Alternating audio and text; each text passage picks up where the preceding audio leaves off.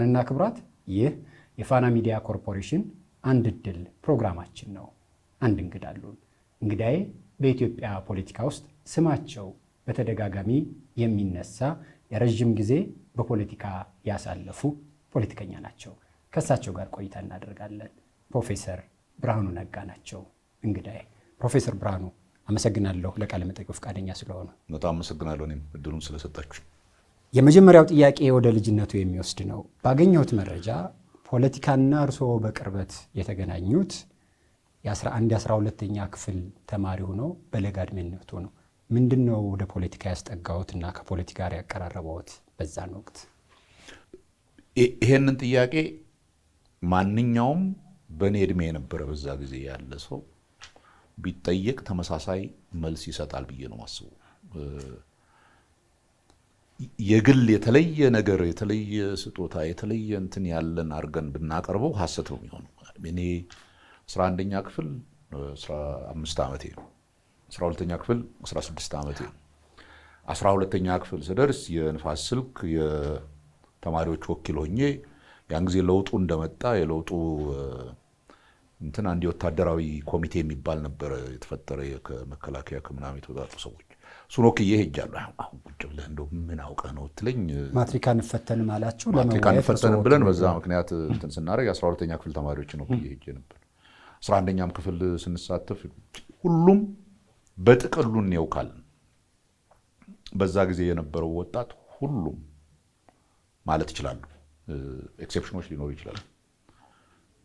የገባው ፖለቲካ ውስጥ የገባው አይ ቲንክ ሁለት መሰረታዊ ነገሮች ገፍተውት ነው ብዬ አስባለሁ። አይ ቲንክ እኔንም እነኛ ነገሮች እንደሌላው ወጣት ገፍተውኛል ብዬ አስባለሁ። አንደኛ ይሄ ኢትዮጵያ ከታሪኳ ጋር የማይመጥን ትልቅ ስልጣኔ ያላት ሀገር ነች። ቢያንስ ማንም ሊመሰክረው የሚችለው 2000 ዓመት በላይ ከአክሱም ስልጣኔ ጀምሮ ሌላው ዓለም እዛ ጋር ሳይደርስ ማንኛውም አፍሪካ ሀገር እንትን በማይደረግበት ፒሪየድ ላይ በዛ ጊዜ ላይ አሉ ከሚባሉ ስልጣኔዎች ጋር የምትገበያይ ነበረች። ጀልባ ሰርታ መርከብ ሰርታ ህንድ ውቅያኖስ ሄዳ የምትገበያይ ነበረች። የራሷ ኮይን የራሷ ሳንቲም ሰርታ እንትን የምታረግ ነበረች ሀገር ነች። የዛ አይነት ታሪክ ያላት ሀገር እንዴት ነው ከ2000 ዓመት በኋላ የራሷን ህዝብ መመገብ ማትችል በድህነት ጉስቁልና ውስጥ ያለችው? ኢቭን ዌን የኛ አይነት የስልጣኔ ታሪክ ያልነበራቸው በቅርብ ጊዜ በቅኝ ግዛቱ ሲተዳደሩ የነበሩ እንኳን የአፍሪካ ሀገሮች ከኛ የተሻሉ እየሄዱ ያሉበት እና ይሄ የሚያስቆጨው አክቹሊ በሌላ የማያስቆጨው ሰው አልነበረም በዛ ጊዜ። ትንሽ የተማረና ስለ ዓለም ትንሽም ቢሆን ዕውቀት አለኝ የሚል ሶ በተወሰነ ደረጃ የኛም ስሜት ይሄ ነበር። ይሄ ሁሉ ችግርና ድህነት። ሁለተኛው አይ ቲንክ አብዛኛው ወጣት ይሄ የውስጥ ግፊት አለው ብዬ አስባለሁ። እኔ ላይ ነበር፣ አጠገቤ የነበሩት ሰዎች እህቶቼ ምናምን ላይ ነበር። ይሄ አንድ ያጎቶት ልጅም ብለው አስቀምጡ አይደል? አዎ ብዙ የሞቱ ጓደኞቻችን ምናምን አሉ። ይሄ ፍትሃዊ የሆነ ነገር አለመውደድ፣ ይሄ ፌር አይደለም ብለህ የምታስበውን ነገር አለመውደድ። አሁን የመሬት ስሪቱ በፍጹም እንትን አይደለም። ኖት ኦንሊ እድገት የማያመጣ አግሪካልቸራል ሴክተሩን የማይቀይር ነው ብቻ ሳይሆን አንዱ በሰራው ሌላው የሚበላበት አይነት ይሄ የባላባትና የጭሰኛ የምናምን ግንኙነት በጣም ኋላ ቀርና በፍጹም ለሰው ልጅ የማይመጥን የሚል ከፍትህ ጋር ከእኩልነትና ከፍትህ ጋር የተያያዘ ግፊት ነበር። እነኚህ ሁለቱ ናቸው በአብዛኛው ወጣት ወደ ዛ ትግል ውስጥ የከተቱት። እሱን እንግዲህ ግን ምን ቀብቶታል? ዓለምን የምታይበት መነጽር ያስፈልጋል ይሄንን ኢንተርፕሬት ለማድረግ። በዛ ጊዜ ደግሞ በዓለም ላይ ያሉ የወጣቶች እንቅስቃሴዎች በአብዛኛው ግራ ዘመም እንትኖች ናቸው። በምዕራብ አውሮፓም የወጣቶች እንቅስቃሴ ነበር። ከ60ዎቹ ጀምሮ የነ ቪየትናም ትግል ነበር። ይሄ ሁሉ ይዞ ደግሞ ወዴት ወስዶናል? አይዲዮሎጂካሊ ወደዚህ ወደ ሶሻሊዝሙ ወደ ማርክሲዝሙ ይዞን ገብቷል። እነኛን ግን ዋና የሀገራችን የምንላቸውን ጥያቄዎች ለመተርጎም የሞከርነው በዚህ በርዕዮተ ዓለማዊ መነጽር ነበር። ሁላችንን የሚያስገባን ቱ ሰርተን ዲግሪ እሱ ነው ዋናው። አገር ድሃ ሆነች፣ ኢ እኩልነት አለ፣ ከባድ ጥሩ ያልሆነ ፌር ያልሆነ ፍትሃዊ ያልሆነ ኢ እኩልነት አለ። ይሄ መቀየር አለበት። ለዚህ ሁሉ ምክንያቱ የፖለቲካ ስርዓቱ ነው። ጊዜ ያለፈበት ዘውዳዊ ስርዓት ነው ያለው። ዘውዳዊ ስርዓት የመሬት ስሪቱን ለመቀየር እንኳን የሚችል አልነበረም። ስለዚህ እሱ ተቀይሮ ሞር ራዲካል የሆነ የኢኮኖሚ እንትን ሊኖር ይገባል የሚል ነው ግፊቱ። ይሄኛውን አቋም ከያዙ በኋላ የመጀመሪያ የፖለቲካ ትግል የጀመሩት ኢህአፓን በመቀላቀል ነው። ኢህአፓን በምን አጋጣሚ አውቀው በምን ሁኔታ ተቀላቀሉት? እንግዲህ 66 አብዮት ከተጀመረ በኋላ ከዛ በፊት ውጭ ሀገር የተማሪዎች ማህበራት ነበሩ። የአውሮፓ፣ የሰሜን አሜሪካ የምናምን እነሱ ከዛ ጽሁፍ ምናምን እንትን ያደርጋሉ። ሀገር ውስጥ ይሄ የተማሪ እንቅስቃሴ የትም አይወስድም፣ የተደራጀ የፖለቲካ እንቅስቃሴ ያስፈልጋል የሚሉ በእኛ እድሜ አይደለም ብለህ የኛ ተለቅ ያሉት የፖለቲካ ድርጅት መስርተህ ነው የምትታገለውና የምታሸንፈው። ቢኮዝ በዛ ጊዜ የግራ ርዕዮተ ዓለም የሚነግርህ ይሄንን ነው።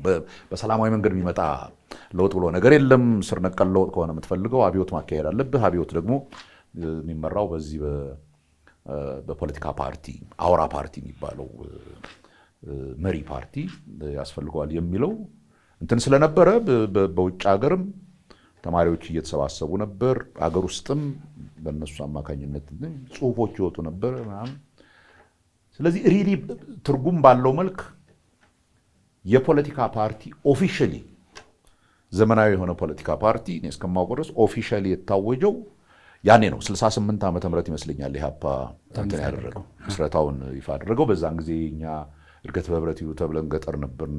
ገጠር ሆነን ነው እኔ ትዝ ይለኛል የኢህአፓ የፓርቲ ፕሮግራም እና መተዳደሪያ ደንብ ምናምን የመጣልን እዛ ዘመቻ ሆነን ነው። ቢኮዝ ያንኛ ኔትወርኮች ኦልሬዲ ወደ ፖለቲካ ፓርቲ እየተቀየሩ ነበር። አብዛኛው ይሄ የወጣትነት ስሜት የሚገፋፋው አይነት ወጣት ኢህአፓ ነው የገባው። ለምን ብትለኝ ፕራይመሪሊ ራዲካል ሞር አብዮተኛ ነው። ቢኮዝ በዛ ጊዜ የሚለካው ሶሻሊስትነትህ የበለጠ አብዮተኛ ማን ነው እና በአብዮተኛነት ውስጥ ብዙ ክፍፍሎች አሉ። የማኦይስቱ አለ፣ ቻይናን ፕሮ ቻይና የሆነው ወይ ፕሮ ሶቪየት የሆነው ወይ ፕሮ አልቤኒያ የሆነው ምናምን ብቻ የነኚህ ሁሉ ጸብ በአብዛኛው ካየው ሞር ማን ነው የበለጠ የድሮውን ስርዓት ድምጥማጡን አጥፍቶ አዲስ ስርዓት እንትን የሚለው ነው። በዛ ጊዜ በነበረው እንትን ኢህአፓ በተለይ ደርግን በሚመለከት የያዘው አቋም በጣም ጠንካራ ነበር። ደርግ ፋሽስት ነው ብሎ ያምናል። የሲቪል መንግስት ነው እንጂ የሚያስፈልገው ወታደር ስልጣን ላይ መምጣት የለበትም፣ ከመጣ እየጠጠረ ይሄዳል የሚል አመለካከት ነበረው። በዛ ምክንያት ብዙዎቻችን እዛ ውስጥ ገባን። እንደውም በመጽሐፎት ላይ አያውቁትም እንጂ ከተስፋዬ ደበሳይ ጋርም ይገናኙ ነበረ። ተስፋዬ ደበሳይ መሆኑን በኋላ ቢሆንም ሹፌሩ ነበርኩ። እርስዎ ሹፌር ነበር። የሹፌርና ላይ በኋላ እነሳለሁ ብዙ ቦታ ላይ ሰርተዋል፣ ሱዳንም ጭምር። ኢህአፓን የነበሩ ሰዎችን ማንሳት የምፈልገው ጥያቄ አንደኛ ዘውዳዊ አገዛዝ ነው፣ ሁለተኛ ባለርስቱ ጭሰኛ ሆኖ ወይም ገበሬው ጭሰኛ ሆኖ ባላባቱ እየበዘበዘው ይኖራል የሚል እይታ ነበራቸው በንጉሱ ጊዜ። ይሄ ካላችሁ ደርግ በ967 መሬት ላራሹን ካወጀ በኋላ ምን ፈልጋችሁና ምን የተለየ ስር ነቀል ለውጥ ለማምጣት ነው የፖለቲካ ትግል የቀጠላችሁት የሚል ጥያቄ አለ። ከዛ በኋላ የመጡ ጉዳቶችን ምን እሱ ትክክል ነው። እሱ ጥያቄ የተነሳው ምንድነው? ኦፍ ኮርስ መሬት ላራሹ የሚለውን መፈክር መሬት ለሚያርሰው ሰው ነው የሚገባው እንጂ ሌላ ከዛ በላይ እግዚአብሔር ወይ ማን የሰጠው የለም መሬትን። ስለዚህ መሬት ለሚያርሰው ሰርቶ ለፍቶ ለሚበላው መመለስ አለበት። ራዘርዛን የሚያርሰው ሰው ለባላባቱ ግብርና እንትን እየከፈለ ግብር ብቻ አይደለም የቀን ስራ እየሰራ ምን እያለ እዛ እንትን የሚያደርግበት ይሄ ነው ኢፍትሃዊ ነው። ይሄ ልክ አይደለም። ደርግ እኮ እሱን ያስተካከለው። ቆይ እሱን የሚል አመለካከት ሁሉም የግራ አመለካከት ያላቸው በፓርቲ ውስጥ ኖሩም አልኖሩም ያንን ያምኑ ነበር። ትዝ ይለኛል 47 67 አዋጁ ሲወጣ አካባቢ መሬት አዋጅ ሲወጣ አይሚን ምድርና ሰማይ የተደባለቀበት ትልቅ ሰልፍ ነው ያደረግነው። ሁሉም ያምናል በዚህ። በመሬት ፖሊሲው ምን ይሁን በሚለውም ላይ ብዙ ክርክሮች ነበሩ። በዛን ጊዜ ምሁራን የምትላቸው በኢሃፓም ሳይድ ያሉ ምሁራን አሉ፣ በሌላው ሳይድ አሉ። አይ ቲንክ ትዝ ይለኛል የመሬት ይዞታ ውስጥ አለማንተ ገብረስላሴ የሚባሉ እኛ ታላላቆች ናቸው፣ ህግ እንትን የተማሩ እና አቶ ዘገየ አስፋው ከኢሃፓ ውጭ ያሉ ናቸው። እነኚህ ሁሉ ያሉበት ነው ምሁራኑ የተወሰኑ እንትን ሞር ራዲካል የሆነ እንትን ነው የሚያስፈልገው ወይንስ ቀስ እያለ ለዘብ ያለ ለውጥ? አንዳንዶች ነበሩ ኢንፋክት በዛን ጊዜ በነበረው ክርክር የኢትዮጵያን የመሬት ስሪት እንደ አንድ አይነት ስሪት አድርጎ ሁሉ ማየት ትክክል አይደለም እና ርስተ ጉልት የሚባል ሲስተም ነው ያለው። ዝም ብለን ከውጭ ስለያዝ ነው ፊውዳሊዝም ነው ምናምን የሚለውን ነገር በኢትዮጵያ ሁኔታ ፊውዳሊዝም ሁሉም ቦታ የለም ኦር ያ አይደለም። የሰሜኑን የመሬት ይዞታ ካየ የርስት ሲስተም ነው ከቤተሰብ ወደ ቤተሰብ የሚተላለፍ ስሞል ሆልደርስ ሞር ኦር ሌስ ሁሉም ሰው ትንሽ መሬት ያለው ነው። ወደ ደቡብ ስትሄድ ደግሞ በመስፋፋት ሂደት ላይ የተገኙ መሬቶች ስለሆኑ ይሄ ሞር ጉልተኛ የሚባለው ርስተ ጉልት ሲስተም ነው ይሄ እና ዝም ብለን እንደው ትንሽ አንብበን ከውጭ ያመጣነውን አምጥተን ፊውዳሊዝም ነው በዛ ጊዜ የነበረው ምናምን የሚለው ትክክል አይደለም ብለው የሚከራከሩ ምሁራንም ነበሩ። አይ ቲንክ ደሳለኝ ራመቱ በዚህ ውስጥ አንዱ ነው በዛን ጊዜ።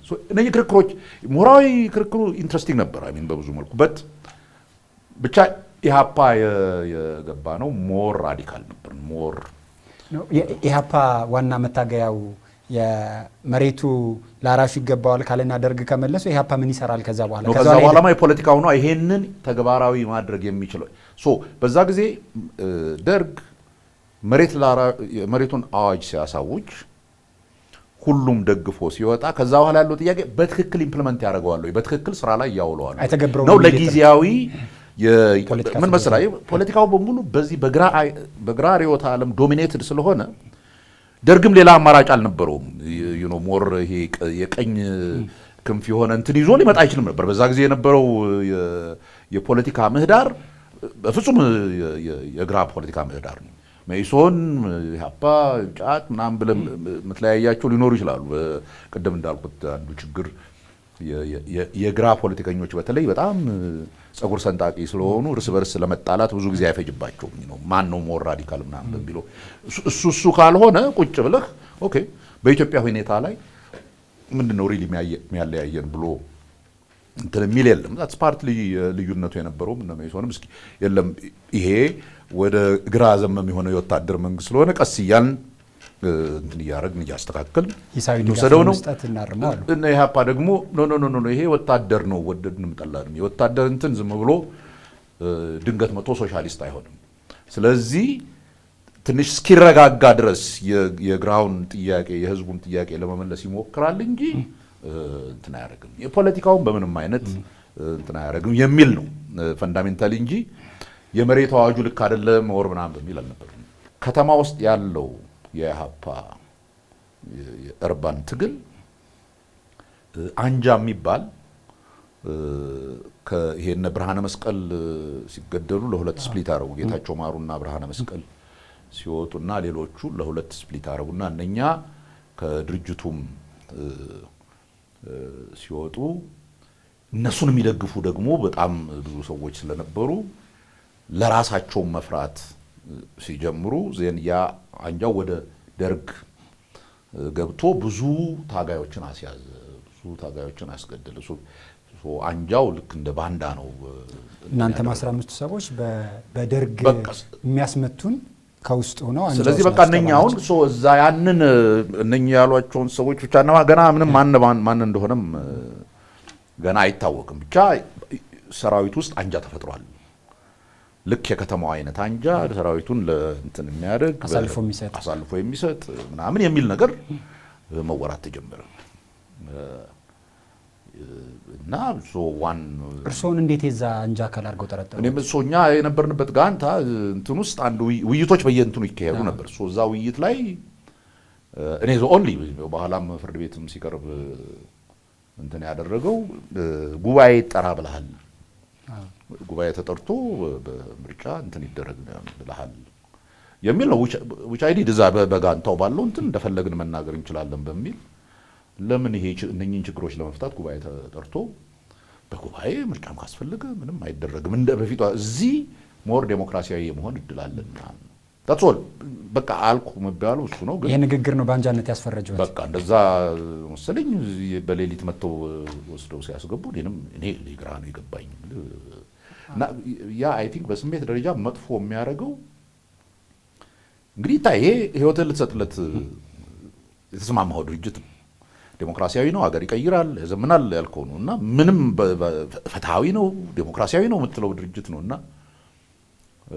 እንደዚህ ዝም ብሎ ገፎ በውሸት ክስ ደግሞ ፍርድ ቤት ምናምን ተቋቋመ ተብሎ የውሸት በቀል ደምኛ ካንጋር እና ሪሊ በጣም ነው እንትን ያደረገኝ። ይሄ በግራ ትግል ውስጥ የነበሩ ብዙ ከዚህ በፊት ታጋዮች ብዙ አሁን ለምሳሌ በሶቪየት አብዮት ጊዜ እነ ትሮትስኪ ቡካሪን ምናምን የምትላቸው ስታሊን የጨፈጨፋቸው የራሱ የእንትኑ ሰዎች አሉና በቻይና ሊዩ ሻኦቺ ምናምን የምትላቸው እና ይሄ በግራ ፖለቲካ ውስጥ ያለው ኢ-ዴሞክራሲያዊ አካሄድ እና ስልጣን ላይ ያሉት ሰዎች ባልፈለጉ ጊዜ ማንንም ሊበሉ የሚችሉበት የሚለው ይሄ አንተ ዲስሚስ ስታደርገው የነበረው ሰዓት ይሄ ነገር እነኚህ ነገሮች እውነት ናቸው እንዴ ምናምን እና በቃ በአካል አየሁት ያኔ ነው የፖለቲካ እይታና የፖለቲካ ተቀየረ ያለው። ከዛ በኋላ እዛ ላይ እንደው ምን ተባለ መጽሐፍ ላይ እንደገለጹት አንዳንዱ ሰዎች ያልተፈጠረውን ነገር ሁሉ ጽፈው ጥፋተኛ እንደሆናችሁና እንደሆኑ የሚያሳይ እንደውም አንዱ ራሱ ሊያጠፋው ሞክሮ እርሶ በነበረበት ላይ ያተርፈው እሱ ላይ ያለኝ ጉዳይ ይሄ የአንጃነት ጉዳይ በሞት የሚያስቀጣ ነበረ። እንደውም ካጠፉት ጥፋት አንጻር የሞት ፍርድ ይፈረድባቸው ተብሎ የሞት ፍርድ ተጠብቁ ነበር። ከዛ በኋላ ውሳኔው ምን ሆነ? እናንተስ እና እርሶስ እንዴት ከያፓ ወጡ? የፍርድ ሂደቱ እየተካሄደ ፍርድ ተብሎ እንደ ነገሪቲ ያለ የፍርድ ቤት አለ፣ ከሳሽ አለ፣ አቃቤ ሕግ ዳኛ የሚከራከራል እና እሱ እየተካሄደ ነበር። ምስክሮች ይመጣሉ ምናምን ያለ የሌለ ነገር ይመሰክሩብሃል ተነግሯቸው ምናምን። እሱ ሂደት ላይ ያለ ቲፒኤልኤፍ ጋር ጦርነት ተጀመረ። ቲፒኤልኤፍ ጦርነት መጥቶ ቲፒኤልኤፍ እየገፋ እኛ ሰንገደ የሚባል ቦታ ነበር የታሰር ነው። እዛ ድረስ እየገፋ ሲመጣ ሪትሪት መደረግ አለበትና እስረኞቹን ይዛችሁ ሽሹ የሚል ባንድ በኩል ወዴት ነው የምትሸሹት? ወደ ኤርትራ ለመሄድ ነው እነሱ የወሰኑት ሲሉ የለም ይሄን ሁሉ እስረኛ ይዘን መሄድ ስለማንችል ለዩና እንግዲህ የሰማነው ሞት የሚያስፈርድባቸው ይገደሉ፣ ከሞት በታች የሚያስፈርድባቸው ይዛችኋቸው ይሄዱ ተብሎ። እንዴት እርሶ ሞት ከሚያስፈርድባቸው መካከል አልሆኑም? በኋላ ነው እሱ ደግሞ ተጨማሪ ስቶሪ ነው። ቢኮዝ እኛ በቃ ነገሩ አልቋል ብለን ያው ከሰራዊቱ ጋር ወደ ኤርትራ ምናምን ነገር ሄደን ኤርትራ ከገባን በኋላ እንደገና ፍርድ ቤቱ ተቀመጠ ሊፈርድብን። እና አንዳንዱን ከድርጅቱ ማባረር ፈረደበት ምናምንና እኔ አይ ሪሜምበር በዛ ጊዜ የድርጅቱ መሪ የነበረው ሰው አውቀው ነበረ በእንትንምና ጸጋይ ነው። ጸጋይ ገብረመድህን ነበርና አሁን አንተ ልጅ ስለሆንክ ትተናሃል፣ ካሁን በኋላ ግን አርፈህ ተቀመጥ ነገር አለ ወይም ከድርጅቱ ውጣ። አይ እሱማ መብቴ ነው፣ እሱ መጠየቅ ይችላል፣ ጋራንቲ የለህም፣ ትመጣ ትችላለህ፣ በት ያ ኦፕሽን ነው፣ ግን መታገል ትችላለህ፣ ሌላ ተጨማሪ ቅጣት ምናምን የለብህም ምናምን አለኝ። መርጠህ ነገር አለኝ። ኖ እኔ በቃኝ። ከዛ በኋላ ከእንትኔ ወጥቷል ነገሩ። ቢኮዝ ይሄ ከሆነ ድርጅቱ ዚስ ኢዝ ኖት ፍትህ አለ ዴሞክራሲ ይመጣል ምናምን ብዬ ነበር ስታገል። ያኔ ነው ኢህአፓነት በቃኝ ያሉት። በቃ ለራሱ አባሎችም አይሆን ኢህአፓ ጉዳይ ላይ ከመውጣታችን በፊት አሁን ኢህአፓ ሆኖ የቀጠሉትንም ኢህአፓ የነበሩትንም ሳገኝ የሚጠይቀው ከመሬት ላራሹ ጥያቄ በኋላ የኢህአፓ አንዱ የመታገያ ጉዳይ የብሔር መብት ነበር አልነበረ? ምንድነው አቋሙ የነበረው የብሔር መብት ላይ ኢህአፓ? እናንተ ኢህአፓ ውስጥ ያለች አሁን ያሉትን ኢህአፓና ያን ያለ ምንም እንደው በሰማይና በመሬትም ታገናኙ ሰዎችን ሳገኛቸው ነው የምለው። እሱን ጠይቃቸው ፈልግ እንጂ ምንም ያገናኛቸው ነገር እሱ ኢህአፓ ውስጥ ያሉ የብሔር ጥያቄ ላይ ያላቸው አቋምና እይታ ምንድን ነው? በአብዛኛው ሞር ኦር ሌስ ዋለልኝ እንትን አደረገ የሚባለው የዋለልኝ መኮንን የብሔር እንትን ኢንተርፕሬት ያደረገበት ትንሽ ነች 5-6 ፔጅ የምትሆን ኢትዮጵያ የብሔሮች ፈንዳሜንታሊ ይሄ የግራ እንትን ያለው አመለካከት የብሔር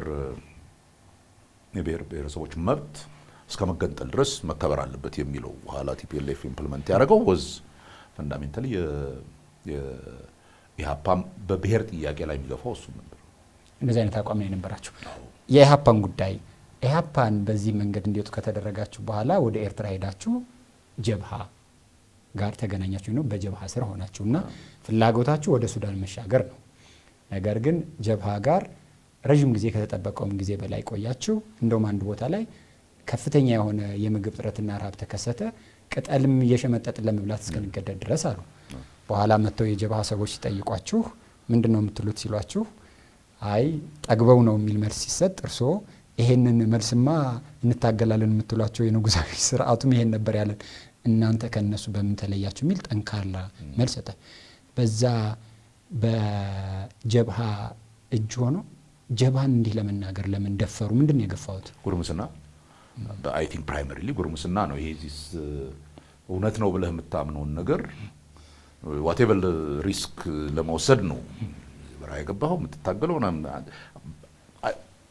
ይሄ እኮ አይ ቲንክ ብሎ ወደ ኋላ ሆነ እንትን የምትለው ይሄ ምንም የማያወላዳ አይነት የሃይማኖት እምነት ያለው ሰው ታውቃለህ። እሱ በቃ ወዲምና ወዲያም የማያይ ምናምን በቃ እንደዛ ነው። በዛ እድሜ ላይ እዛ ገብተህ እውነት ተገልጻለች። እውነት ምንድን ነው? እውነት ለህብረተሰብ ምንድን ነው? ምን ብትሆን ነው አንተ ሪል እውነተኛ ሆነህ የምትኖረው የሚለው ላይ ክሊር ነህ። ይሄ ውሸት መናገርና እንትን ማድረግ ከራስ ጋር መጣላትም ነው ይመስልህና ሪስኩን እያየህ ምን እያልክም ዝም ብለህ ትናገራለህ። አሁን ያ በጣም ምንድነው እንደዛ ያስባሉት በወቅቱ ብዬ ነው። ኖ ቢኮዝ ዩ ኖ ሶ መጣን እጅ ስጡ ተባልን። ቢኮዝ እጅ ለመስጠት ወደ ሱዳን ለመሄድ ከእንትን ለቀቅን። ጀብሃ የኢህአፓ ታጣቂዎችን የማስጠለልና የማገዝ ስራ ይሰራ የሚያስጠልለው እሱ ነበር ያኔ። ከተጠሉ በኋላ እዛ ስንገባ መሳሪያ አውርዷል የኢህአፓ ሰራዊት። ቢኮዝ ወደ ጎንደር ለመሄድ ነው እንትን የነበረው። በመሀል ግን አንፈልግም ትግል በቃን ምናምን የሚል ብዙ ይሄ ከርማት እንቅስቃሴውም ጋር በተያያዘ ብዙ መቆሳሰልም ስለነበር ብዙ ሰው እንትን ይል ነበርና አይርቤ በራቱ ዋን ፖይንት የብቻ ምናምን የቦታው ሄድን። እዛ ጀብሃ እንትን ውስጥ ተገናኘን ወደ 77 የምንሆን ሰው እና እሱን እንዲያሻግሩን ብቻ ነው የምንፈልገው። ሌላ ምንም ጉዳይ የለንም። ባርካ ላይ ነው ሲሪየስ የሆነ የወባ እንትን ያለበት ነው። ከ77ቱ አይ ቲንክ 75ቱ ወባ ይዟቸዋል በዛን ጊዜ። እኔና አንድ ልጅ ብቻ ነው በአጋጣሚ። አንዳንድ ጊዜ ወባ ወይ ሽታህን ወር ምናምን የማይወደው ነገር ሲኖር እንትን አያደርግህም ይባላል። በዛ መሆን አለበት እንጂ ሁሉም ሰው ነው የተያዘው። ደግሞ አደገኛ ወባ ነው። ከዛም በላይ ግን ምግብ አልነበርም። በጣም በቀን አንድ ጊዜ ወዲያ አክር ይሰጡናል። ወዲያ አክር የምትለው የማሽላ እንትን ነው እና እሷን ቀቅለህ ትበላለህ። በቃ ከዛ ምግብ የለም እና ረሃቡን በጣም እየጠናብን ነበር።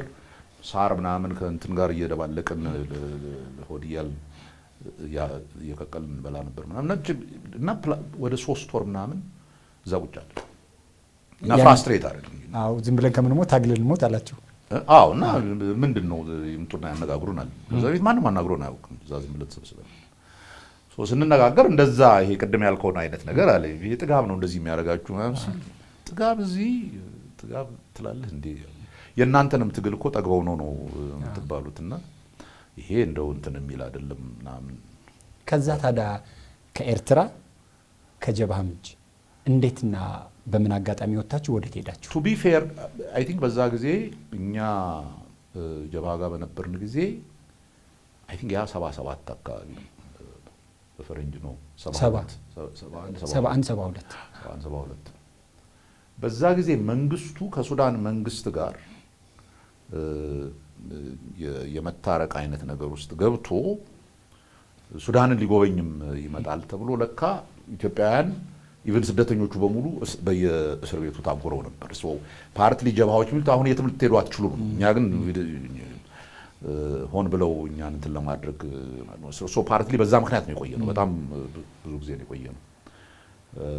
ከዛ የ3 ቀን መንገድ ነበር። የ3 ቀን መንገድ በእግራችን ሄደን 3 ቀን ምንም ሳንበላ ከሰላ ገባችሁ። አዎ ከባርካ ከሰላ ገባ።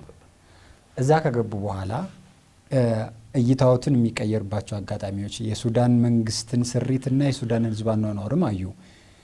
ሱዳን ውስጥ በምን ሁኔታ እና ህይወቶን በምን እየመሩ ምን ያህል ጊዜ ቆዩ?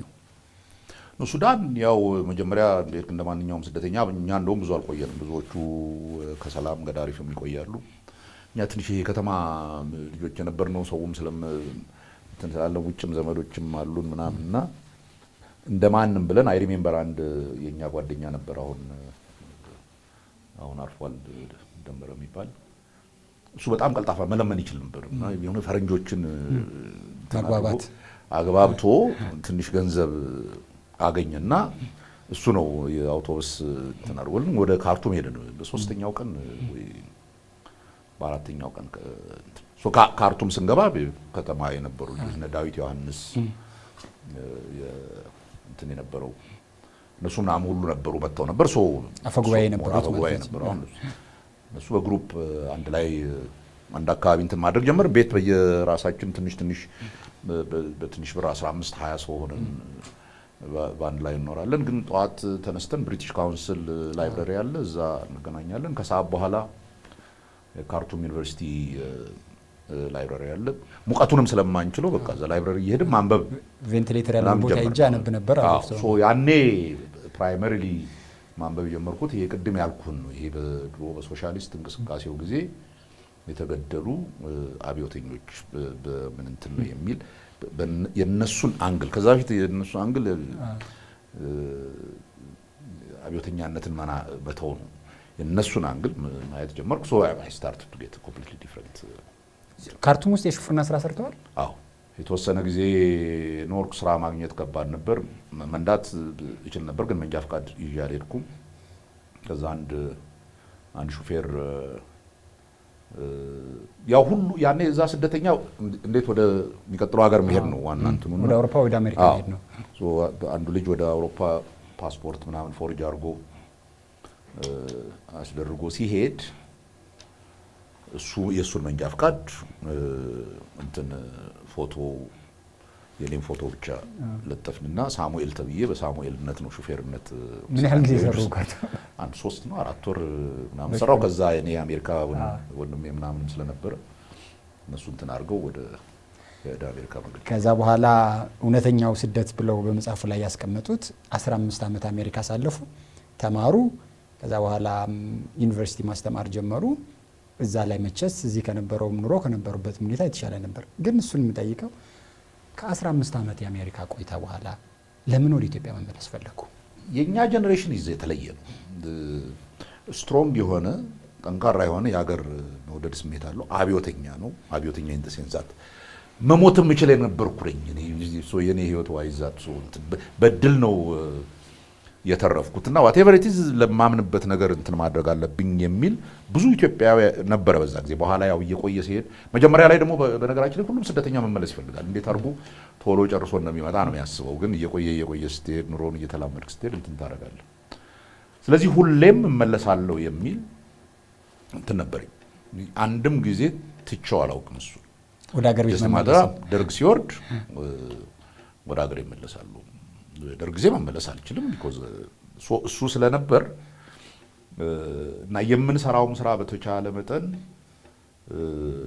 አገሪቱን ይጠቅማሉ ብለን የምናስባቸውን ነገሮች ነበር። እሱ አንዱ ግራጁዌት ስኩል ተማሪዎች ሆነን ኒውዮርክ፣ እኔ ኒው ስኩል ነበርኩ። እዛ አካባቢ ያሉ አበሾች ጋር ሆነን ያን እንግዲህ ትንሽ መጠጥ አድርገናል። ይሄ ዝም ብሎ በጩኸት በምናምን መሆን የለበትም። እስኪ ግጭቱ ደግሞ በጣም እየተባባሰ ሄዶ የሚያስፈራ ደረጃ ላይ እየደረሰ ነበር እዚህ ከቲፒኤልኤፍም ከሻዕቢያም ጋር እና ይሄን ነገር ቁጭ ብሎ መወያየት እናንተን ማድረግ አይሻልም ወይ? ይሄ ነገር በጣም ብዙ ህይወት ኮስት እያደረገ ነውና ለምንድን ነው ምሁራን ተሰብስበው ማይወያዩት about what the future is not only just የኢትዮጵያ ብቻ ሳይሆን ጠቅላላ አካባቢው እንትን በሚል ሆርን ኦፍ አፍሪካ ኮንፈረንስ የሚል ማዘጋጀት ጀመረ እሱ ወያኔዎች እስኪገቡ ድረስ ለ6 ዓመት በየአመቱ አንድ 3 ቀን ዊኬንድ ያለበት ሜሞሪያል ዴይ ዊኬንድ አለ። በዛ ጊዜ እናዘጋጅ ነበር ይሄንን ኮንፈረንስ እና በኢትዮጵያ ጉዳይ፣ ሶማሌ ጉዳይ፣ በሱዳን ጉዳይ፣ ከኢትዮጵያ ጉዳይ ደግሞ ደርግን እንጠራለን፣ ወያኔን እንጠራለን፣ ሻዕቢያን እንጠራለን፣ ግጭት ውስጥ ያሉትን በሙሉ እንጠራለን፣ ምሁራንን እንጠራለን፣ ፕሮፌሰር መስፍን ምናምን ሶ ሐሳባችን የነበረው እስኪ ሰፋ አድርጎ መወያየት ይጀምር እንደ ድሮ ዝም ብሎ በፈንግጩ መሆኑ ቀርቶ እስኪ የተነጋገረ መፍትሄ የሚሆን ነገር ከዚህ ከግጭትና ከእንትን የወጣ መፍትሄ የሚሆን ነገር ይፈልግ የሚል ነበር። ያ እሱን ነው ለ6 ዓመት ረን ያደረግነው እና ኢንፋክት እዛ ሆነን በዚህ ጉዳይ ላይ ስንነጋገር ነው ወያኔ የገባው እዚህ 6ኛው ዓመት ላይ just sitting there actually አንድሪያስ ሸቴ እና ምናምን ከዛው ተነስተው ቀጥታ ወደ ለንደን ሄዱ። አይ ሪሜምበር በዛ ጊዜ ለንደን ለኮንፈረንሱ ሄዱ። ለንደን ለኮንፈረንሱ ታዛቢዎች ምናምን ነገር ሆኖ ሄዱ። ሶ ለውጡ መጣ። ከዛ በኋላ ብዙ ሰው እንደውም አንዳንድ ፎቶዎችም ሲዘዋወራ ያለው እርሶ ከኢህአዴግ ሰዎች ጋር ያኔ ደርግ ከወደቀ በኋላ ተጋብዘውና ተስማምተው ነው የመጡት በፕሮፌሰር ብርሃኑ በወቅቱ ወይስ በራሳቸው ተነሳሽነት ውሳኔ ነው የመጡት የሚል ጥያቄ አለ። ኖ እኔ ከዛ ስመጣ ማንም የጋበዘኝ የለም። አባቴ እዛ ነበረ፣ ለጉብኝት መጥቶ ነበር። እሱ እዛ ሆኖ ነው መንግስት የወደቀው። እኔ ፓስፖርትም አልነበረኝ እዛን ጊዜ። ሶ መንግስት ሲቀየር ፓስፖርት ተጠየቅኩ እና ፓስፖርት ሰጠኝ። አሜሪካ ላለው ኤምባሲ ማለት ነው። አሜሪካ ላለው ኤምባሲ እና አባቴን ይዤ መሄድ ፈልጋለሁ። ስመለስ ግን እግረ መንገዴ እንግዲህ ያኔ ፖለቲካው በጣም እንትን የሚልበት ጊዜ ነው፣ ሽግግር ምናምን የሚባልበት ጊዜ ስለነበርም እስኪ በዛውም ኦብዘርቭ አደርጋለሁ። ግን ከዛ በኋላ የሚመጣው የኢትዮጵያ ነገር አይታወቅም እና ሀገሬን ተመልሼ ማየት ማልችልበት ሁኔታ ሊፈጠር ስለሚችል ያቺን ኦፖርቹኒቲ ልጠቀም ብዬ አባቴን ይዤ መጣሁ እንጂ ከዛ በፊት በኢህአዴግ የትጥቅ ትግሉ ጋር እየታገለ እርስዎ አሜሪካ ሆነው ከኢህአዴጎች ጋር ምንም አይነት ግንኙነት አልነበረውትም? እኛ እንደውም እንቃወም ነበር ኢህአዴግ። ወደ መጨረሻ ላይ ከለውጥ በኋላ መጀመሪያ ያኔም እንደውም መለስ የመጣ ጊዜ መጀመሪያ የመጣ ጊዜ በጣም ብዙ ነው የተከራከርነው። ለምንድን ነው የሰላማዊ መንገድ ማትመርጡት? ለምንድን ነው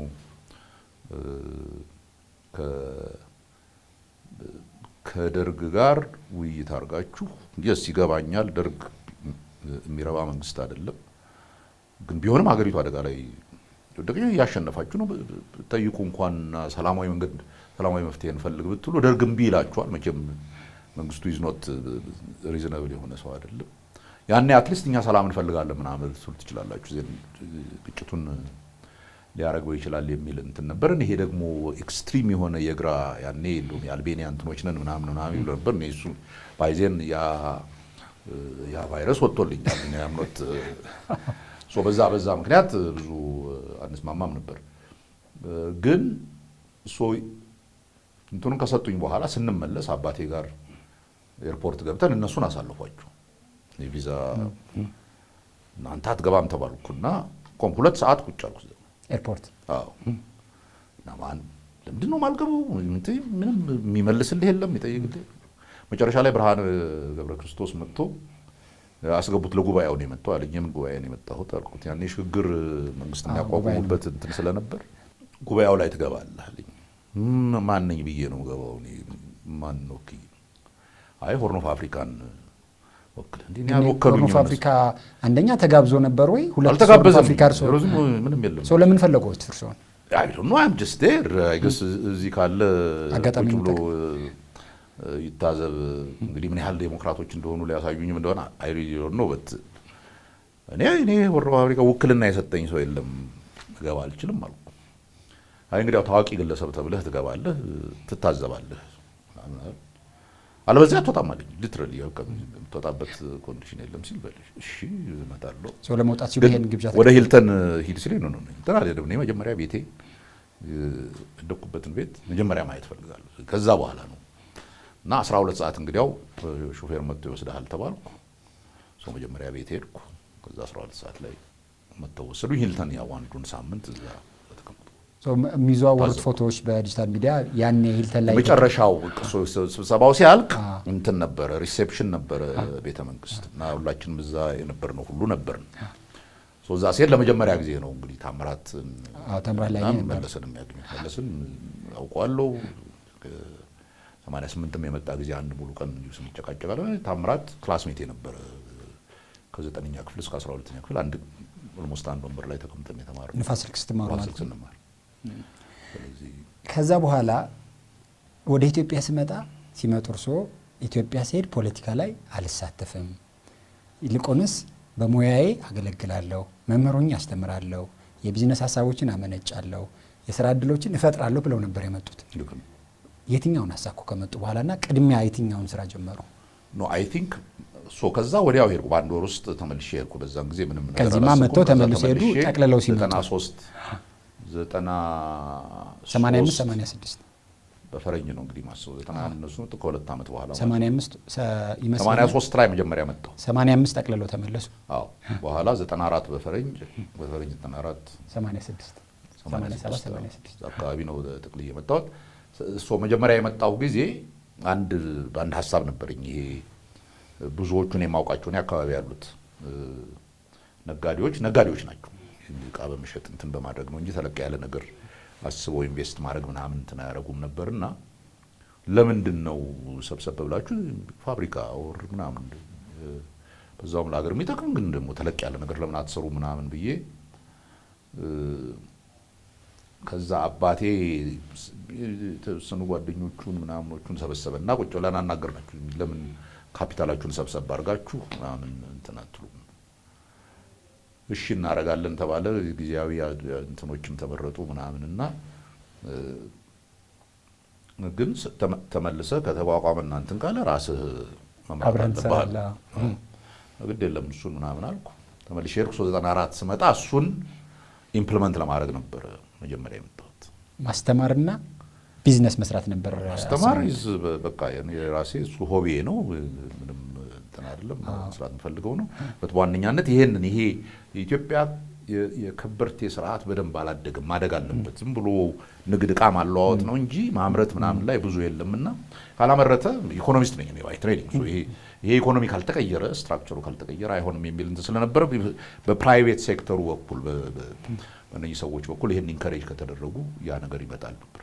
ፖለቲካ ውስጥ በፍጹም ኢንትረስት አልነበረኝ፣ ምንም ዚሮ። እንደዚህ ብለው የመጡት አንዳንድ የንግድ ስራዎችንም ጀመሩ፣ ቢዝነሶችንም ጀመሩ። አዲስ አበባ ዩኒቨርሲቲ የሚያስተምራሉ፣ የኢኮኖሚ ባለሙያዎች ማህበር እሱንም ይመራሉ። ይሄን እየሰሩ ባሉበት ምን ገፍቶትና ምን ጠርቶት ነው ወደ ፖለቲካ እንደገና የተመለሱት? ይሄን እያደረኩ ያው ዝም ብሎ ከህብረተሰቡ ጋር ነው የምትኖረው። ሀገር ውስጥ ያለውን ሁኔታ ምናምን ታያለህ። አንድ የማይመቸኝ ነገር ነበር ኢን ዘ ዌይ ፖለቲካው የሚካሄድበት። ይሄ ዘርና ፖለቲካ አብሮ ይሄዳሉ የሚል እምነት የለኝም። ኦልዌይስ መጥፎ ነገር ነው ብዬ አምናለሁ። ፖለቲካ ባይ ኢትስ ቬሪ ኔቸር የሀገር ጉዳይ ነው፣ ሁሉንም ሰው የሚመለከት ጉዳይ ነው። ዘር አንተ እንኳን የመረጥከው ነገር አይደለም። አንተ ኦሮሞውን አማራውን ያንተ ቾይዝ አይደለም። ዩ ጀስት ቦርን ያንተ ቾይዝ ብቻ አይደለውም ልትለው አትችልም። በቃ ዛት ዋት ዩ አር ኢትስ አ ባዮሎጂካል ካታጎሪ። ፖለቲካ ግን የአይዲያ ካታጎሪ። ሰዎች በሀሳብ የትኛው ይሻላል ህብረተሰብ ብሎ ለጋራ እና እነኚህ ሁለት ነገሮች አብረው አይሄዱ። ወዴት ነው ፖለቲካው ዲተሬሬት የሚያደርገው? ወደ ጥቅም ነው። ያንን ስልጣን የያዙ ሰዎች፣ በዘር የተደራጁ ሰዎች ያንን ዘራቸውን ለመጥቀም እዛ ስልጣን ላይ ያሉት ያንን ዘራቸውን ለመጥቀም በሚሄዱበት ጊዜ ሌላውን ዘር ኮምፎርታብል አያደርገውም። ይሄ ህብረተሰቡን የሚጓተትና እርስ በርሱ የሚባላ መጥፎ ህብረተሰብ ያደርገዋል እና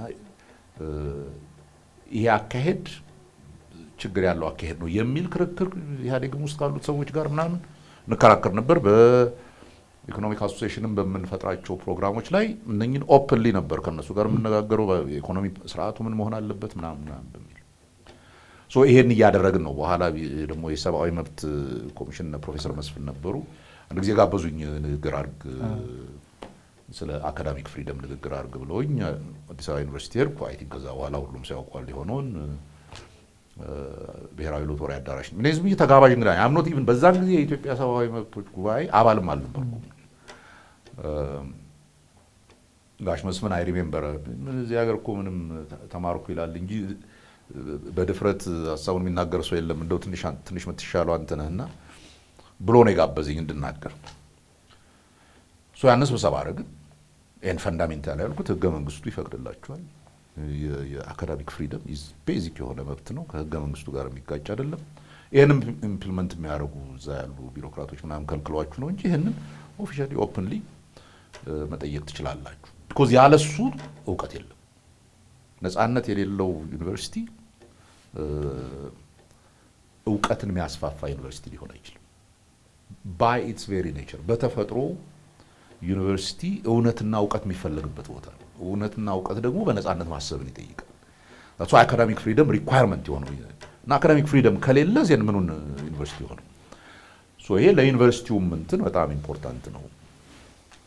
የንግግር አደረው ብዙ ተማሪዎች ነበሩ። የሚገርምህ ነገር በነጋታው እኔ ፈረንሳይ አንድ ስብሰባ ስለነበረኝ ወደ ፈረንሳይ ሄድን። እኔ ሄጃለሁ። ሲሄድ እዛ ያኔ ልክ ኢንተርኔት የጀመረ ቀውጥ ይሆናል አሉ። ምን ተፈጠረ ምናምን 30 ሰው ሞቷል ምናምን ይሉኛል እና እንዳትሄድ እኔ ስለ አካዳሚክ ፍሪደም የተናገርኩት እሱ ህገወጥ ከሆነ እንግዲህ ይሰሩ እንጂ ምን አደርጋለሁ ብዬ እንትኑን እስከጨርስ ድረስ ቆይቼ መጣሁ። አይ ቲንክ በመጣሁ በነጋታው ከቢሮ መጥተው ወሰዱና አስሩ 93 ነው የሆነው። አዎ 93 ነው። እዛ እስር ቤት ውስጥ በጣም አብዛኛው እስረኛ ኦሮሞ ነው። ቪዚብል በሆነ ነው በሚታይ መልኩ 80-90 በመቶ ኦሮሞ በዚህ በኦነግ በምናምን ተጠርጥረዋል ተብሎ ምናምን እንዴት ነው ይሄ እንደዚህ የሚሆነው? ምላ ህብረተሰብ ሀገር እንደዚህ ሊኖር አይችልም። እና ይሄ እዛም ውጭ ሆኜ ትንሽ መፈራው የነበረው ይሄ የብሔር ፖለቲካ የሚለው ምን ያህል አደገኛ መጥፎ እንደሆነ ያየሁበት ሁኔታ ነበር። እነሱዬ መጨረሻ ላይ ነው የመጡት። 29 ቀን ነው እናንተ እዛ ያቆያችሁ? እኛ ወደ 29 ቀን ምናምን የቆየ ነው። the last maybe ክንፈ ከተገደለ በኋላ ትንሽ ጊዜ ቆይተው ነው የመጡት። ማውራት ክልክል ነበር። ሩቅ ለሩቅ ሆነ እንትን ሲባል ዜን ያንን የሌሊት እንትኑን ሰምቼ ስለነበር ሪሊ እሱም ራሱ በጣም እንትን ያደርገኝ ቶርቸር በዛሬ ዘመን ለኔ አብሶሉትሊ አንሲቪላይዝድ የሆነ ቢሄቪየር ነው። ሰውን ወስደ ማሰቃየትና በዛ እንትን ማድረግና ጧት ስንወጣ ሲየን አግኘሁት ፊት ለፊት ነበር ቤታችን። ውጭ ነው መግባት አትችል። ሰማኸው የማታው ነው አልኩት። አንተም ሰማኸው አለኝ። እኔ እንዴት ታረጋላችሁ እየጠብቄ አልነበረም ምናምን አይንዲ ሴድ ተበላሽቷል እኮ ነገሩ አይነት ነገር አለኝና እንትን አላደረግንም። ከዛ እኛ ተፈታን። ከዛ በኋላ 97 እንደገና ስገባ ነው። እንግዲህ በእርሶ አገላለጽ መሰረትና የነጠብጣቦችን ቀጥለን ስናይ የ93ቷ ኢንሲደንት የእርሶ መታሰር እስር ቤት ውስጥ ያዩት ነገር ወደ ፖለቲካ እንዲመለሱ አደረጉት። አብሶሉትሊ እሱ ነው እንደውም ክሪቲክ ስቲል ያኔም ፖለቲካ ውስጥ ለመግባት አልነበረም። ልክ እንደወጣን እኔና ፕሮፌሰር መስፍን ይሄ ነገር አደገኛ ነገር ነው እና በዛን ጊዜ ፓርቲዎች ነበሩ። ኢዴፓ ነበር፣ መያድ ምናምን የሚባሉ ፓርቲዎች ስለነበሩ ደሞኛ ትንሽ ካልኩሌሽን አረግና ከዛ በፊት በነበረው ምርጫ ላይ የፖለቲካ ፓርቲዎቹ ስለተከፋፈሉ ነው እንጂ ምርጫ 92 ማለት ነው። ምርጫ 92 ማለት ስለተከፋፈሉ ነው እንጂ ቢያንስ አዲስ አበባን ያሸንፉ ነበር ሙሉ ለሙሉ። በምርጫ አዲስ አበባ መቆጣጠር ይችሉ ነበር። በክልልም ቢሆን የማሸነፍ እድላቸው ሰፊ ነበር። ስለዚህ ይሄንን መከፋፈሉን ትተው ሰብሰብ ቢሉ ይሻላልና አንዱ ስራ እኛ እንዳኛቸው እስኪ እንትን እናሸማግላቸው እንሰብስባቸው አላችሁ። ማሸማግል ብለን አንድ 5-6 ሰዎች ያለንበት ትዝ ይለኛል። አቶ አበበ ወርቄ ዳኛ ነበሩ፣ ዶክተር በፍቃዱ ነበር፣ አይ ቲንክ ፕሮፌሰር መስፍን፣ እኔ እንደዚህ ሆነን በቃ በየሳምንቱ ምናምን እየጠራን እያንዳንዳቸውን ለብቻቸው ለምን አብራችሁ አትሰሩ ምናምን እያል ኢቱ 2 ዓመት ፈጀብን። ምንም ምን ይዘው ምን ጨብጠዋል በፍጹም ለምን እንደሚጣሉ ለማወቅ ቸገረን እና እሱ እያለ ነው 97 የመጣው። በዛ ሂደት እያላችሁ 97 በዛ ሂደት እያለ 97 እንዴ አሁንም እንደ በፊቱ እንትን ሆናችሁ ልታበላሹት ነው። ይሄ እኮ የሀገር ጉዳይ ነው። ቢኮዝ ይሄ ሁኔታ ሊቀጥል አይችልም፣ አደገኛ ነው። ሞር ሀገራዊ የሆነ ፖለቲካ እንትን ካላደረገ አገሪቱ ችግር ውስጥ ትገባለች ምናምን ነገር አለ። ከዛ የተወሰኑት አገራዊ የፖለቲካ እንትን ያላቸው ሜቢ እስኪ ቢኮዝ ያኔ እነ መራራም ነበሩ እነ በየነም ነበሩ። ይሄ በብሔርም የተደራጁት ምናምን ሁሉንም ነበር የምናናግረው። ምንም አንድ ላይ በፍጹም እርስ በርሳቸው እንደ ደመኛ ጠላት ነው የሚተያዩት ምናምንና ይሄ የማይሆን ነገር ሊሆን ነው ተባለና በቃ አገራዊ የሆኑትን ፖለቲካ እንትኖች እናሰባስብ ብለን እሱ ትንሽ ተሳካልና አንድ 3 ድርጅቶች ይሻሉ። ዋናዎቹ መያድና ኢዴፓ ነበሩ። ሁለቱ ከተስማሙ ዘን ለዛ ኢዴሊ የሚባል ድርጅት መጣ። ያኔ እነሱ ጠየቁ፣ እናንተ ራሳችሁ ግቡ አሉ። ቀስተ ደመና በዛ ገፋፊነት ነው የተመሰረተው። በቃ ዛት ኦንሊ ሪዝን ቀስተ ደመና የተመሰረተው እናንተ ካልመጣችሁ አይሆንም አሉ። ቢኮዝ ፓርቲ ላይ የፈሩት ያው እርስ በርሳችን እንደገና እንትን እናደርጋለን ሶ ዊ ኒድ ፖለቲካ ውስጥ ያልነበሩ ሰዎች ገብተው ትንሽ ሊያያይዙት ይችላሉ የሚል እንትን ነበር።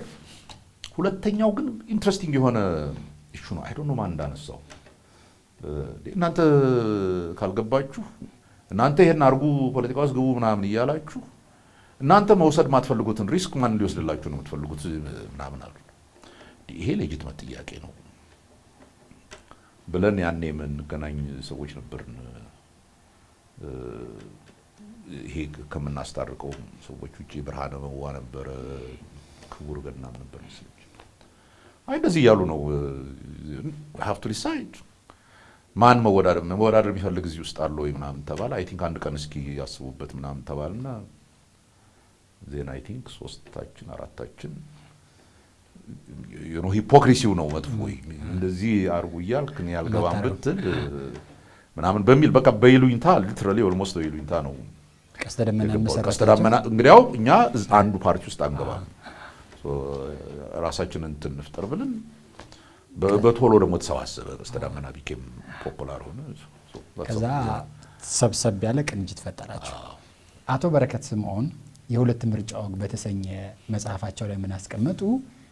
ቅንጅት ሲመሰረት 3 ባላ ይዞም ደግሞ 3 ሳቤች ላይ ቆመ ነው።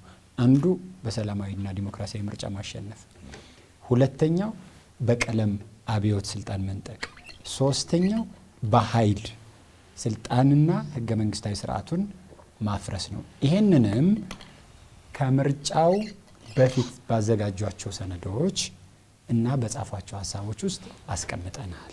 ስለዚህ ለእርሶ ማነሳው ጥያቄ በወቅቱ አንደኛ እርሶ ሶሻሊስት የነበሩትና ኢህአፓ የነበሩት ፕሮፌሰር ብርሃኑ አሜሪካን ሀገር ከሄዱ በኋላና ከግንዛቤ በመነሳት ሊበራል ከሆኑ በኋላ የሊበራል ስርዓት አራማጆች የሚከተሉትን ሀሳብና የእነሱን ሀሳብ ተሸክማችሁ በቀለም አብዮት በወቅቱ ጠበኛዬ ናቸው ከሚላቸው ከኢህአዴጎች ጋር ለኢህአዴግን ለመጣል ኢህአዴግ ባላንጣዬ ከሚላቸው ጋር ተሻርካችሁ የመጣችሁና ቅንጅት የዛ ሀሳቢ ውጤት ነው ብለው አስቀምጠዋልና ዛሬ ላይ ሆነው ለዚህ ጥያቄ ያለው ምላሽ ምንድነው? ተሳሳተ ሪዲንግ ነው ያለው።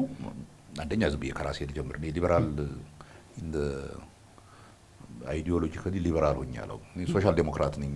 ከዛ ከጭው ካለው ከግራንትን ከወጣው በኋላ ያደረኩት ኢዝ ሞር ሶሻል ዴሞክራቲክ የሆነ አመለካከት ነው ያለው። ፖለቲካ እንትን ሚኒንግ ሁሉም ሰው እኩል መብት አለው። ሁሉም ሰው ድምጽ መስጠት፣ መሪውን መምረጥ፣ ማድረግ መብት አለው የሚለው የዴሞክራሲያዊ ፖለቲካ የምትለው የፖለቲካ ሐሳብ ፖለቲካል ሊበራሊዝም የምትለው ሳይድ እሱን እቀበላለሁ።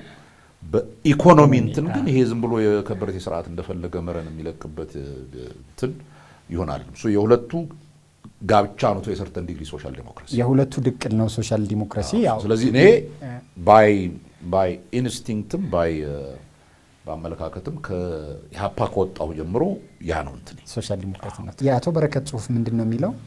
በወቅቱ በቅንጅቱ የተቀመጡ ሰነዶችን አግኝተው የቀለም አብዮትና መጽና አማራጭ አድርጎ የተመሰረተ ነው። ሰነዶች እኮ ተገኝተዋልና ሰነዶችን ዋቢ አድርገዋል። እኔ ከው መቼም በረከት በመዋሸት በጣም አይ ቲንክ ዋና አንዱ የተካኑበት ስራ ነው። ቅድም ያልኩ ነው፣ በኋላ እንመጣበታል። ቅንጅት የተለያዩ ፓርቲዎች ያሉበት እንትን ስለነበረ ሁሉ ጊዜ እነሱ የሚያስቡት አለ ቅንጅት ውስጥ የትጥቅ እንትን አመጽ ወር ቀለም አብዮት ምናምን የሚፈልጉ አሉ ምናምን ይላሉ። አሳዩን፣ ማስረጃ ስጡን። እንደዛ አይነት ካለ እኛ ሀገር እንዲበጠበጥ አንፈልግም፣ ውል እንትን እናደርጋለን ስንል አይ ማስረጃውንማ ፍርድ ቤት ስንደርስ እናቀርበዋለን ምናምን። ኢንፋክት የመጨረሻው ውይይት ያረኩበት ከመለስም ጋር እሱን ነበር ከቲም ክላርክ ይሄ ነገር ወደ ግጭት ላይ ያመራ ነውና እስኪ አንድ እንትን ይደረግና ሄደን እንደው ብቻችሁን እንድታዋሩ እንትን ብሎኝ ሄጄ ኢሴንሻሊ ቶልድም እኛ ምንም መሸነፋችሁን እናውቃለን። ይሄ ምርጫውም ከተደረገ በኋላ ነው በቃ ልንያዝ አንድ ሳምንት ምናምን ሲቀረን ግን አገሪቱን ወደ ግጭት ሰዎችን ወደ መሞት ከመውሰድ እኛ እንተውላችሁ የስልጣኑን ምናምን በቃ ያለውን ብቻ ይዘን እንገባለን ወይም ባንገባም ኢትስ ኦኬ። የሚቀጥለው 5 ዓመት ግን እውነተኛ ዴሞክራሲያዊ ስርዓት እንዲፈጠር ለዛ የሚሆኑት የተቋማት ሪፎርሞች እናድርግ። ምርጫ ቦርድን ሙሉ ለሙሉ ነፃ እናርገው። የፍርድ ቤቶችን ሙሉ ለሙሉ ነፃ እናርግ። ይሄ በምርጫ ምክንያት የሚደረጉ ማሰሮች ምናምኖች እንትን ብለው ሁሉም በነፃነት የሚንቀሳቀስ ኤትሴትራ 8 ነጥቦች የምንላቸው ያኔ ኦልሬዲ እንትን እያደረግን ነበር። ይሄ ከዚህ ውጪ በጉልበት በአመጽ በምን እናደርጋለን የሚል ካለ አሁን ንገረኝና በመግለጫችሁ ላይ ራይት ነው በአቶ በረከት በመጽሐፋቸው ላይ ጠቀሱትና በመግለጫችሁ በእንግሊዝኛና በአማርኛ የጻፋችሁት አቶ በረከት እርስዎን ጠርተው ሸራተን የተነጋገራችሁበትን መግለጫ ማንሳት ፈልጋለሁ። ቆይ እሱን እንመጣበታለን። ይሄኛው ልንገርህ ሶፋራስ ይኸው ይሄ የተለመደ እንትን አካሄዳል በመንግስት በዛ ጊዜ የተለመደው የመንግስት አካሄዳል። አንድ ሰው ብሎ ሊሆን ይችላል። አንድ ሰው እንደዛ አስቦ ይሆናል። አሁን በዛ ጊዜ የነበረው ነገር ካለ በሙሉ የቅንጅት ብሎ ሰነድ እንዲህ አይነት ነገር እኔ I am willing to bet ነው ቅንጅት በቀለም አብዮት ስልጣን እንይዛለን የሚል እኔ እኮ ነበርኩ የምርጫው በግልጽ እኮ በቀለም አብዮት ስልጣን እንይዛለን አይደለም የምትሉት ያዘጋጃችኋቸው የህዝብ አመጾች የስራ ማቆም አድማ የእንትኖች የመደበኛ አገልግሎቶችን ለማስተጓጎል የሚያስችሉ አድማዎች በሙሉ በተለያዩ ሀገራት የቀለም አብዮቶችን ለመፈጸም የተፈጸሙ ድርጊቶች እኮ ናቸው። እሱማ ሰላማዊ ትግል ምን ማለት ነው የሚለውን መጽሐፉን ሁሉ አስተርጉመናል። አንዱ የተገኘባችሁ ሰነድ እሱ ነው። ይሄ እኮ አንድ ጂን ሻርፕ ነው የጻፈው ዶክተር ነገደ ጎበዜ የጻፈው እና በእንትን ተርጉሙ ብለን ነው እኛ ሀገር ለምን ዓላማ ነው ያስተረጉማችሁ? ልነግርህ ነው። እኛ ሀገር ሰላማዊ ትግል አይታወቅም። እኛ ሀገር ትግል የሚታወቀው የፖለቲካ ትግል ብዙ ጊዜ ከጉልበት ጋር ነው። መንግስትም ጉልበተኛ ነው፣ ሌላውም በቃ ስለማልችለው በመሳሪያ ልታገል ነው የሚለው። እስኪ ይሄንን እንትን እንጠቀምበት ማስለመጃና የጂን ሻርፕ እኮ የቀለም አብዮቶች ማጣቀሻ ነው። ኖ የጂን ሻርፕ የመጽሐፍ is about how to have a peaceful struggle መንግስትንም ለመጣል ቢሆን በጉልበት ሳይሆን በሰላማዊ መንገድ ህጋዊ በሆነ መንገድ ህጋዊ እኮ እነኛ አሁንም አንተ የምትላቸው ቀለም አብዮት ብለው ምን ብለው እንጂ ሰልፍ መውጣት ይፈቀዳል፣ መብት ነው። እምቢ ማለት or to protest ይሄንን እንትን አልፈጽምም or የታክስ እንትን አልከፍልም or ምናምን እነኚህ ሁሉ ሊገሊ ልትከስና ሰዎችን ይሄንን እንትን አድርጓል ብለህ ልትቀጣው ትችላለህ እንጂ በሰላማዊ ትግል ማዕቀፍ ውስጥ ያሉ ሌጂቲሜትና ህጋዊ እንትኖች ናቸው። ስለዚህ እናንተ እኛ ማስተማሪያ በተለይ በዚህ ከምርጫው በኋላ በነበረው ሁኔታ በጣም ብዙ ሰው እየተናደደ የለም በቃ ምንም እነኚህ ያለ መሳሪያ በኋላ እኔ ራሴ የገባሁበት ነው። በዛ ጊዜ ግን ምርጫው አልቆ እንትን እስከምንል ድረስ በቅንጅት በኩል የሰላማዊ በሆነ መንገድ ከመታገል ውጪ በሌላ መልክ እያጣቀስ እንሄዳለን። ቢኮዝ እንትንም ውስጥ ተነጋግረንበታል። ኢንፋክት አንዱ አይ ቲንክ መጽሐፌ ውስጥ ሳልጠቅሰው አልቀረሁም። አንዱ ሰልፍ እንጥራ ምናምን ሲባል ተው ሰልፍ ወደ ግጭት ይጋብዛል፣ ጥሩ አይደለም፣ እንዴ ደግሞ ግጭት ውስጥ ከተገባ መመለሻ አይኖረውም ብሎ ትልቅ በስራ አስፈጻሚው ደረጃ ትልቅ ክርክር ነበር። ሰልፍ ካልተደረገ ይል የነበረው ልደቱ ነበር።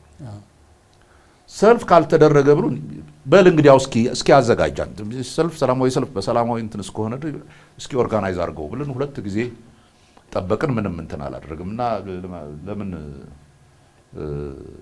ለምንድን ነው እንትን ማታረው? ምን ያው ወያኔ መግደሉ አይቀርም አንድ 20 ሰው ይገላል፣ ከዛ በኋላ ፓርላማ እንገባለን ያለን የስራ አስፈጻሚ ስብሰባ ላይ እኛ ፓርላማ ለመግባት ሰው መሞት አለ። ይሄን ቅንጅቱ ይሄን ሐሳብ ወስዶታል አልወሰደውም? እምቢ አልን እንጂ በሪጀክት ተደረገ ነው። በስራ አስፈጻሚው ሪጀክት ተደረገ። ሰልፉ አይደለም ኢሊጋል የሚወሰደው ድርጊት፣ ሰልፉማ ትክክል ነው።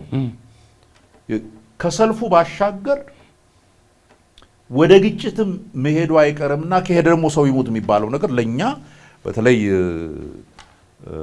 እንትኑ ስለነበር ነው ቀስተ ደመናው ስለነበር ነው በፍጹም የሚዋጥ ነገር አይደል። ኢንታየርሊ የኛ ቲንኪንግ ኢዝ አባውት ይሄንን ሀገር ቀስ ብሎ ወደ ዴሞክራሲያዊ እንትን እየተረጋጉ መሄድ ነው እንጂ በዚህ ተገፋፍቶ ግጭት ውስጥ መግባት አለበት የሚል እንትን አይደል። ያንን ነው መለስ በኋላ አነሳው። እነሱ ቀለም አብዮት ኤቪደንስ አለን ሲል አቅርብና አንድ ኤቪደንስ ሚያዝያ 30 1997 ዓመተ ምህረት ቅንጅቱ የጠራው የህዝባዊ ድጋፍ ሰልፍ መስቀል አደባባይ ላይ ሲካሄድ ኢህአዴግም ባመነው በሰነዶቹ ባልተጠበቀ ሁኔታ ኢህአዴግ ካከናወነው ሰልፍ እና ከመጣው ህዝብ የበለጠ ብዙ ህዝብ እናንተ በጠራችሁት ሰልፍ መስቀል አደባባይ ላይ ተገኝቶ ነበር። እዛ ውስጥ ያ ሁሉ ህዝብ በተገኘበት አንድ ሰው አልነበረም። ያም ሰው መጽሐፉ ላይ እንደተጠቀሰው ዶክተር ብርሃኑ ነጋ ናቸው ይላል። ማን ነው ይናል? አቶ በረከት ከመጽሐፋቸው ሚያዝያ 30 አዲስ አበባ በህዝብ ሰልፍና ማዕበል ስትናወጥ እርሶ የት ነበሩ? እኔ